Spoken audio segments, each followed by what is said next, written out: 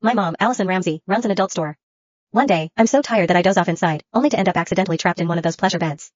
When Mr. Palmer from next door walks in, he mistakes me for the store's latest doll and proceeds to pull down my hot pants. Chapter 1. I'm going out to pick up some goods. Can you help watch the shop for a bit?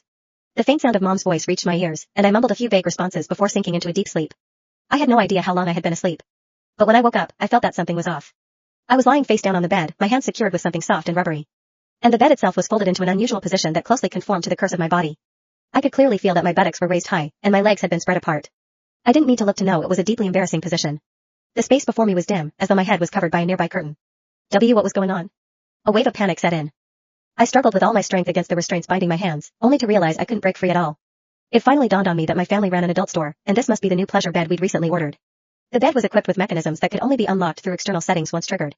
I had been completely exhausted earlier, so I just crashed on a random bed in the storeroom without even noticing it was the latest model of pleasure bed.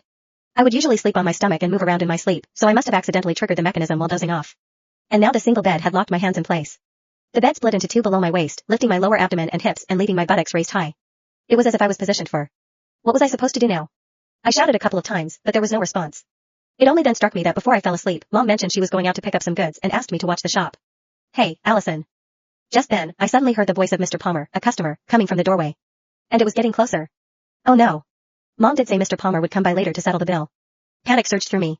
I struggled desperately, only to find that while the restraints looked soft, there was no way to break free. Where's everyone? I thought I told them I'd come by to settle the bill today. Mr. Palmer's voice drew closer and closer until it sounded just a few steps away. Frozen in this embarrassing position, I felt my face flush crimson. And in my panic, I froze completely, not daring to move a muscle. Is this a new doll that just arrived? Mr. Palmer's words sent my heart leaping into my throat. The next second, I felt a pair of warm, dry hands land on my thigh. They then slowly slid upward until they were inside my hot pants.